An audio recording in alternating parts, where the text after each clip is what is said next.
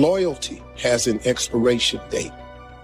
The problem is when you're the nice person, your loyalty lasts far longer to certain people than it should, because their loyalty to you has been expired. But you being the good person, you hang on to friendships and become forgiving far longer than you really should be. Loyalty has an expiration date.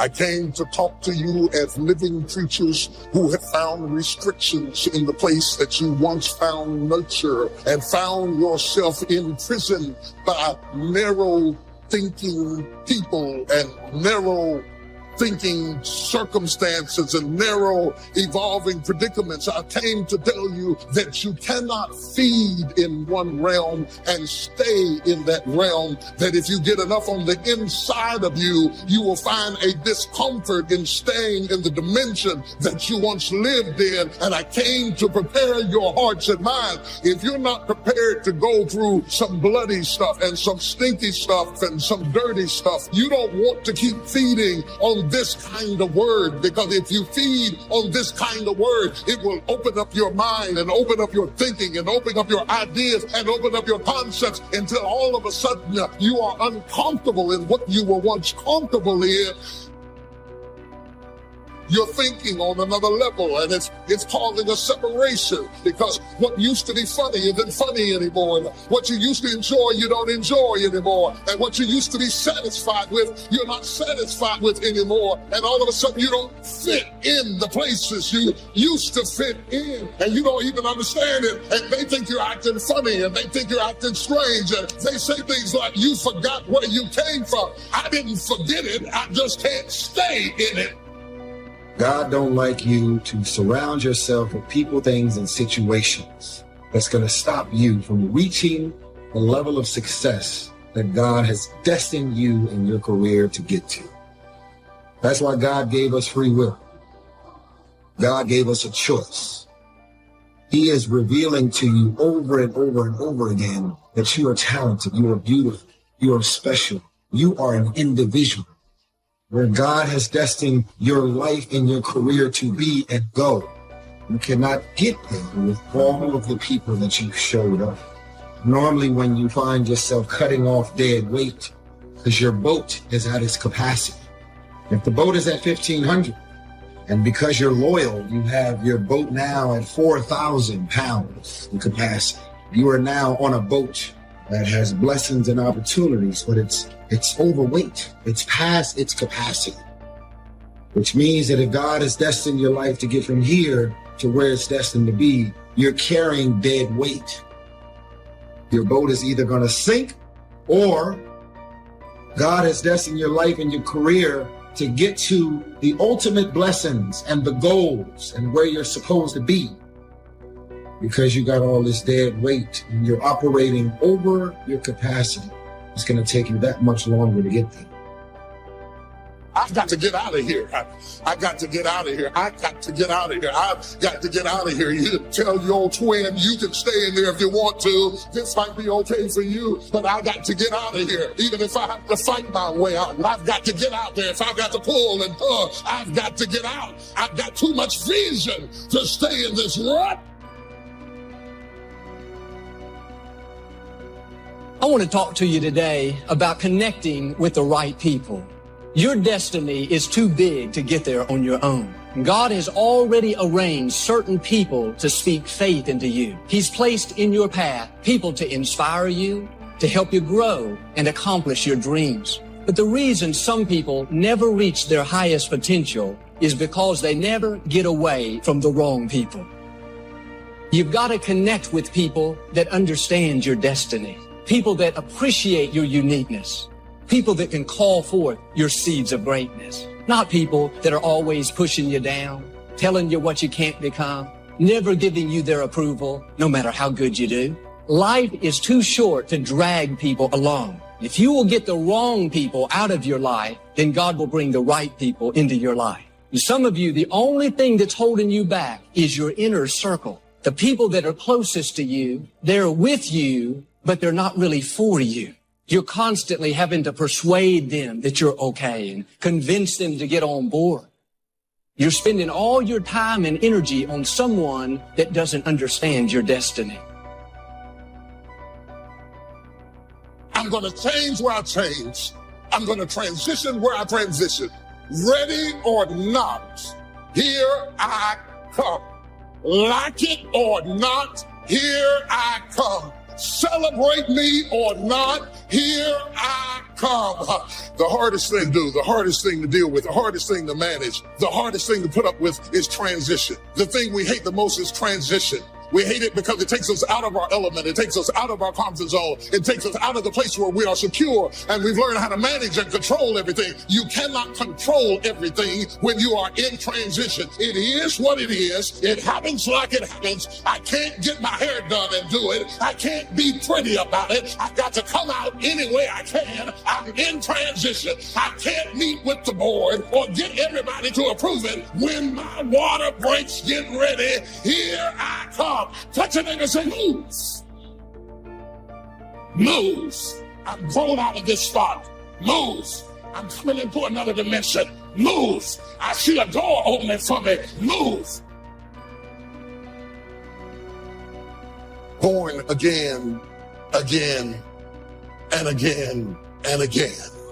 Because if you look back over your life, every so often, every so many days or situations or circumstances, you find yourself in a world that's too small and too tight and too limited, and you have to go through a birthing process from one dimension to get into the next dimension, and you are being born again and again. You get comfortable, and as soon as you settle all in and say, now I've got my life all nice and neat, and I finally got it just the way I want it, and oh, I've arrived, and I've reached my destination, and then you look around, and the world begins to lurch, and all of a sudden you have to recreate yourself and find yourself starting all over again. You were sure yourself over here, but now you're a student again over there. You knew how to do this, but now you're learning again how to do that, and you are born again. Here's what leadership is. The challenge to be more than mediocre. The challenge to step up to a new level, a new dimension. And here's what this new dimension has. Opportunity and responsibility. But who wouldn't want the responsibility along with the opportunity if it builds an extraordinary life? You wouldn't want it any other way. The refinement of leadership. Make this list. Learn to be strong but not rude. Some people mistake rudeness for strength. Rudeness we don't need. Strength we do need. Here's the next one. Learn to be bold but not a bully. We need to boldly seize the day, boldly seize the opportunity, boldly seize the chance. But we don't need bullies. We don't need anybody to push anybody around. There's a whole new level of leadership. A new method of leadership. Here's what it is. Leadership by invitation.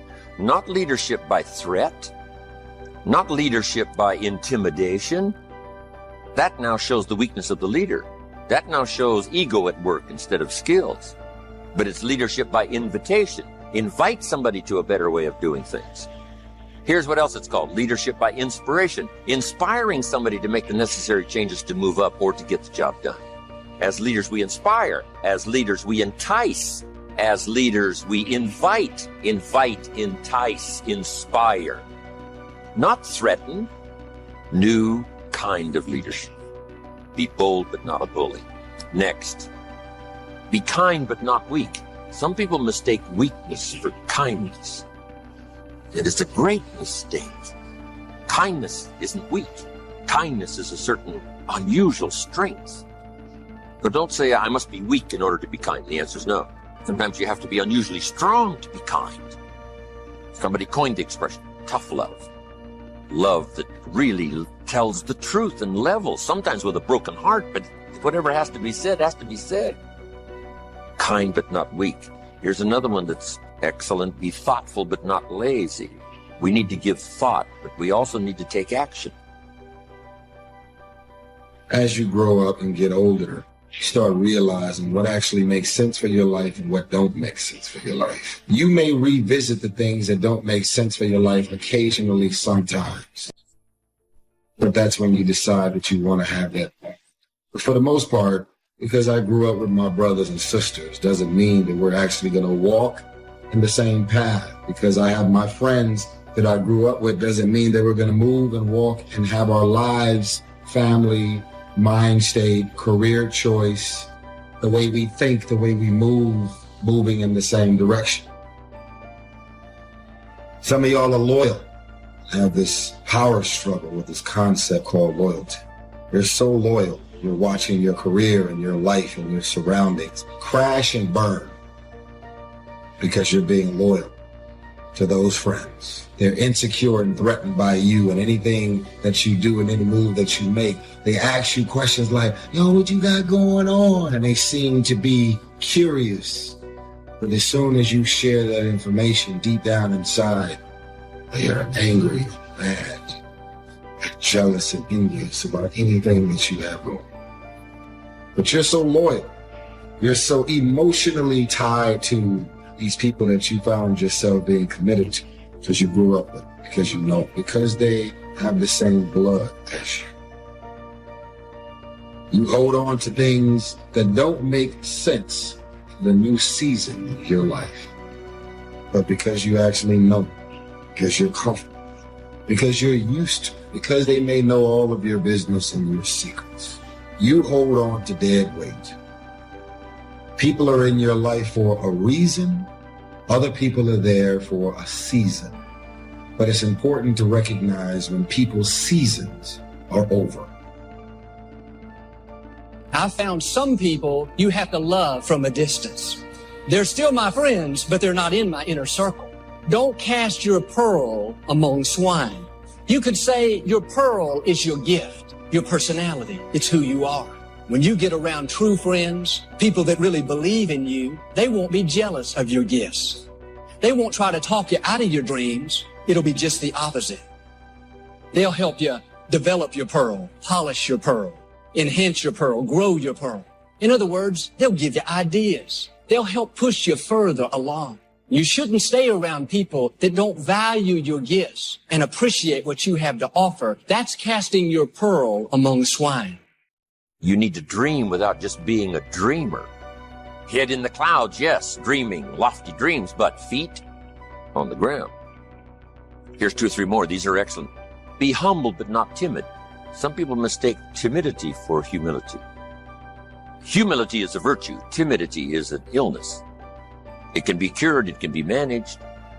And if you are timid, you got to work on it. I'm telling you, it's a weakness. It's not a virtue. But you must turn your timidity into strength and keep working on it and keep working on it until finally you have driven it into such a small corner that it does not devastate your life anymore. But humility is a virtue. Expands your ability to understand the vastness of it all and how small we are in relation to everything. Humility that causes you to get on your knees and talk to a child without any fear how you look. Humility to understand, yes, humans are unique, but in the vast space of it all, we're all pretty small. Yes, we know, but what we don't know is so much greater than what we do. Here's a couple of more. Be proud without being arrogant. There's something to be said for team pride, community pride, company pride, personal pride. But don't cross the line to where you're being proud now becomes arrogance. Pride we need, arrogance we don't. Arrogance is usually the childish attempt to make up for lack of self-worth. The childish attempt to make up for lack of self-worth has a tendency to create arrogance. And you know the worst kind of arrogance? Arrogance from ignorance. That's the worst kind. If a guy's smart and arrogant, we can tolerate that. But if a guy's dumb and arrogant, that's hard to take. So now, all leaders must learn the basic laws so they can use them as illustrations as well as use them for productivity. Here's the first of the basic laws. Whatever you sow, you reap. Now here's another way to put it on the positive side. In order to reap, you must sow. Reaping is reserved for those who sow, who plant. To deserve the harvest, you must plant the seed, take care of it in the summer, carefully harvest it, and then do wise things with the harvest. Now, here's the rest of the law of sowing and reaping. If you sow good, you reap good. If you sow bad, you reap bad. You can't sow bad and hope for good. You can't plant weeds and hope for flowers. It works both positive and negative. Now, here's something else about the law of sowing and reaping. You don't reap what you sow. You reap much more than what you sow. Now, here's what's important to understand on that. It works both positive and negative. The old prophet said, if you sow to the wind, you don't reap a wind. You reap a whirlwind. You've got to be careful sowing to the wind. It doesn't come back as a wind. It comes back as a whirlwind. That's on the negative side. But now it also works on the positive side. If you plant a cup of corn, how much do you get back? A cup? No, a bushel for the cup. You get back much more than what you plant. That's the reason for planting, for the increase. Positive, negative. Now here's the next key to the law of sowing and reaping. Sometimes it doesn't work at all. The farmer plants the crop in the spring, takes care of it all summer, is an honorable man, loves his family, is a decent citizen. But the day before he sends the combines into the field, a hailstorm comes along and beats his crop into the ground, and it's gone, it's lost. So this time it didn't work. So now what must the farmer do? He's got to decide whether to do it again or not. Should we take another chance in the next spring? We would advise him to do so, even though he lost everything in the last harvest. And it didn't work. You didn't reap what you sowed. But here's the law of averages. Here's the odds. More often than not, you reap what you sow. More often than not, you'll have a harvest if you plant in the spring. There's no guarantee, but more often than not. And guess what more often than not is? Pretty good odds. It's better than Las Vegas. Incredible. Next, one of the most important laws to learn is the law of averages. If you do something often enough, you'll get a ratio of results. Once you understand that, the world is yours. Learning to employ people in the unique thing called the law of averages is stunning in its result in terms of fortune, future. In baseball, we call it batting average. Swing 10 times, get a hit. Swing 10 times, get a hit. Nobody bats 9 out of 10. Some of these guys are getting $5, $6, $7 million a year, batting 2, 3 out of 10. So you don't have to be perfect here. All you have to do is understand the law of averages. Now, even if you're only getting 1 out of 10, you can now start to compete. If you've been here a long time, you can get 9 out of 10. I just joined. I can only get 1 out of 10. I'm telling you, if we have a contest, I will beat you. Say, well, you just started. How could you beat me? It's very simple. While you talk to 10 and get 9, I will talk to 100 and get 10. I win. Isn't that clever? Here's what I do if I'm new. I make up in numbers what I lack in skill. Once you understand the law of averages, I'm telling you, it's so exciting to work with the law of averages. Here's the next important law, called the law of faith. Faith is the ability to see things that don't yet exist. Faith, though, can turn difficulty into reality, positive reality. Here's what faith is for. Number 1, faith is the ability to see it as it is. Faith doesn't mind seeing it as it is because faith is a miracle worker. Faith does not ignore the negative. Faith uses the negative because if there was no negative, there'd be no need for faith. If everything is okay, what would you need faith for? You need faith because it isn't okay. Now, what isn't okay? Who knows? The situation that isn't okay. So here's what faith does. Number 1, faith does not ignore the negative because faith now stands as the miracle worker if you let it work. So faith sees it as it is. If it's ugly, it's ugly. If it isn't working, it isn't working. If it's a mess, it's a mess. It doesn't hurt to call a mess a mess. You don't need to fancy it up here. If it's broke, it's broke. If it's miserable, it's miserable. Faith doesn't mind admitting that. Faith doesn't mind seeing that. Here's why. Number 1, you can see it as it is. That's the beginning of faith, seeing it as it is. Now, here's the second step of faith. See it better than it is. Couldn't you see beyond the mess? The mess is for today. Couldn't you look into tomorrow? The answer is yes, I guess I could look into tomorrow. Humans have this incredible ability to look into tomorrow, to look into next week. Dream the dreams, make the plans, visualize, use your imagination, see it better than it is. Now here's the third step that turns faith into reality. Make it better than it is. Faith now must be invested in the muscle. But if you invest faith now in the action, you can take any situation and make it better than it is. Next, In the beginning of faith, seeing it as it is. Don't see it worse than it is. Don't blow it out of proportion. Some people have this tendency to blow it all out of proportion. Say, well, it can't be that bad. If it's this bad, that's how bad it is. You don't need to multiply how bad it is by 10. Just as it is. That's the deal. As it is. Don't see it worse than it is. Now here's the next. Don't see it for more than it can become. There's a thin line between faith and folly. Yes, it's possible to see yourself as a millionaire, but not overnight. Somebody says, well, yes, I can see that. Don't see it for more than it can become in a reasonable period of time. Yes, if it dropped out of the sky overnight, but that's not likely. But it's still possible to be a millionaire. It's still possible to be rich and wealthy, given a certain amount of time working with the law of averages and all the rest of the stuff we've talked about today. So don't see it for more than it can become so that you move into folly instead of faith. Plenty is possible without being foolish.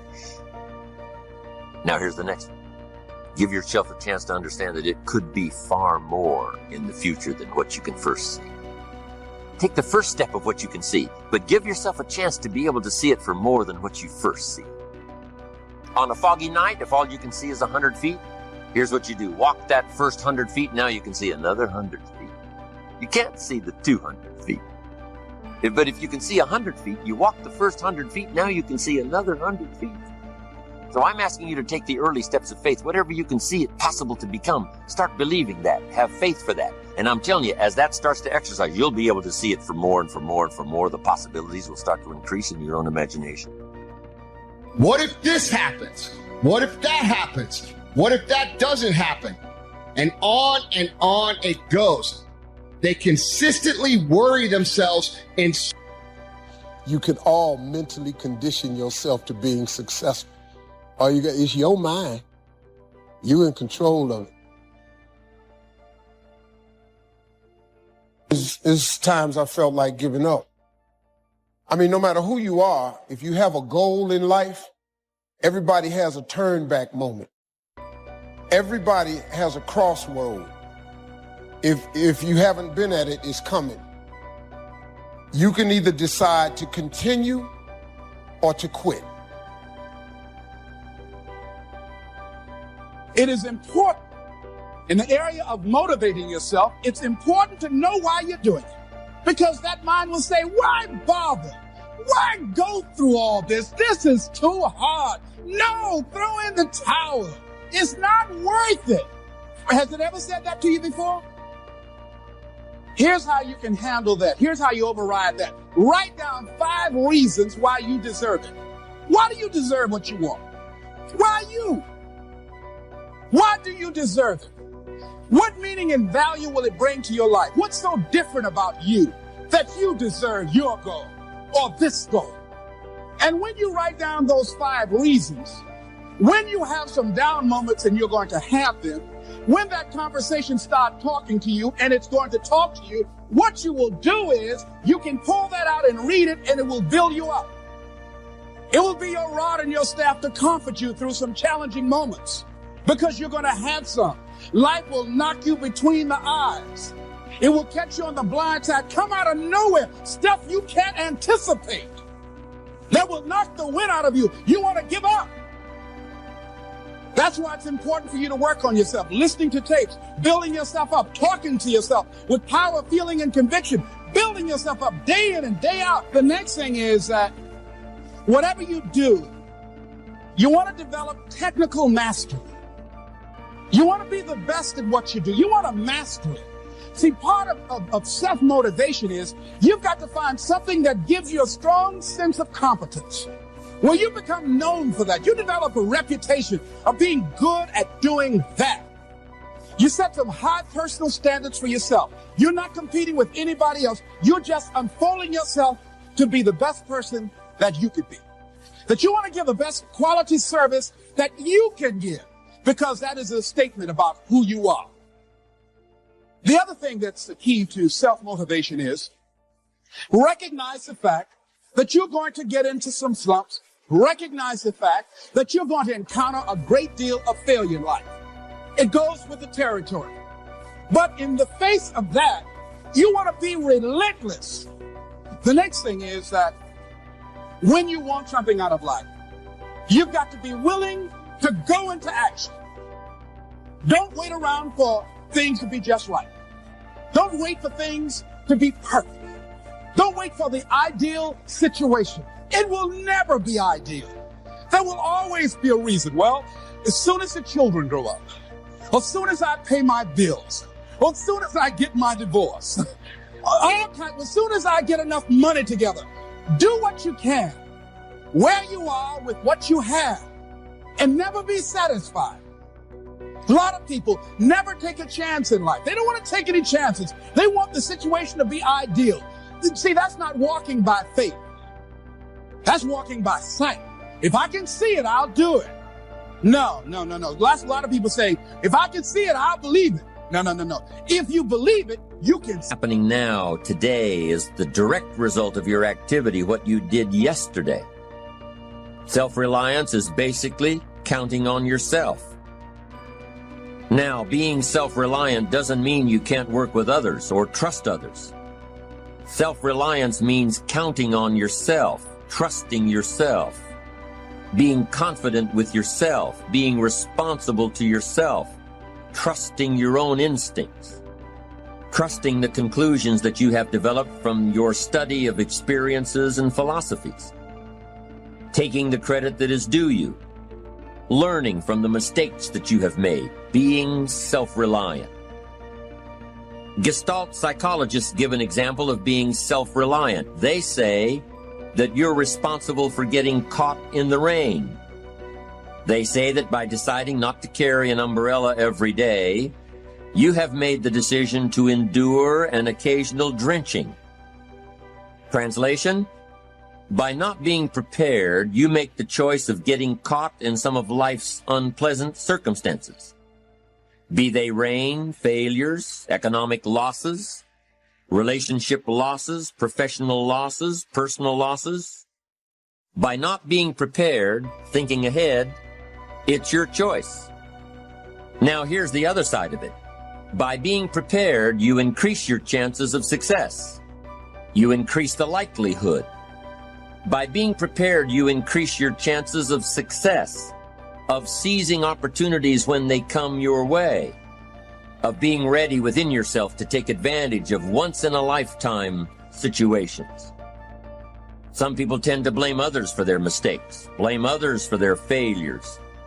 Somebody says, it's not my fault the report isn't done. So-and-so didn't do their part. Of course it's your fault. It's your report too. It's your responsibility to see that everyone you delegated work to does their part. Now, you can't control what others around you do, but it's in your own best self-interest, your enlightened self-interest, that you stay on top of things, especially if it's going to affect your future. You think your boss cares that John didn't do his part? You think he sees John as the bad guy? Of course not. All he sees is that the report isn't done, bottom line. Be responsible for the things that affect you. You can make sure you're more responsible by checking in with those people who are working with you, the people who make up your team. You can be more responsible by saying, hey, John, how are you doing with your part? Do you need some help? Can we put somebody else in here to help you finish? Now, if John consistently doesn't handle his part, you've got to replace John. If he isn't doing his share, you've got to find somebody that will. Or what? It will negatively affect you. You can't wake up in the morning that the project is due hoping and wishing that John has done his part. No, you've got to be responsible because it's going to affect your career too. Now, my approach to my better future very early on in my career was to just go through the day with my fingers crossed. And I used to say something like, I sure hope things will change for the better. Then here's what I found out. They're not going to change. Somebody says, well then, how will my life ever change? Answer, when you change. When you change, when you get better, it'll get better. If you change, it'll all change. Don't put it on someone else. Hope that someone else will change it for you. Take responsibility for yourself. Take personal responsibility. Money with that body, the more repetitive it is that you place yourself in those things, those places, and those situations, the more your brain becomes familiar with it, the more it gravitates towards it. You can't think about it once. It's the repetition over and over again. Your brain begins to think, oh, I belong here. We belong here. You actually eventually convince yourself literally that you belong in your dreams by the repetitive and specific thinking and visions of them over and over again. And don't be disturbed because no one else can see it. That's not unusual. That is ordinary. But because you want some different kind of results in your life, you've got to be willing to be unreasonable. If you want unreasonable results in your life, you've got to be willing to be unreasonable. Part of being unreasonable, you don't judge according to appearances. Part of being unreasonable, you can see it because you believe it. Most people won't do that. One of the keys to self-motivation that empowers you is that you want to find a cause larger than yourself. Find something that you can contribute to. Find something that you can make a difference because you can. Part of what feeds your larger vision, part of what gives you a reason for being, part of what gives you your life is being able to give something back. So I can't afford to give anything. You can't afford not to give. Give your time. I don't know exactly what I'm going to do, but I'm going over there. It's part of my tithing in the universe. Once you develop that special sense of mission, and that's what you develop when you're part of a larger cause than yourself, it drives you. You don't need an alarm clock to get up in the morning. You have special power. You go places and folk will like to be around you. They will know there's something different about you. When you go in, they say, hey, that's somebody important. I want to know who you are. I just want to be near you.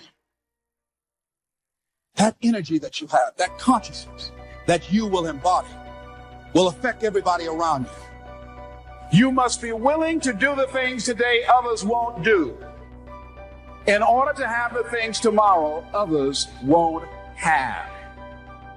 That's why the book of life said the road to life is straight and narrow, and few there be that find it, because few there be that are willing to do the things today others won't do in order to have the things tomorrow others won't have. What are the things that others won't do? Number one, make discipline a major force in your life.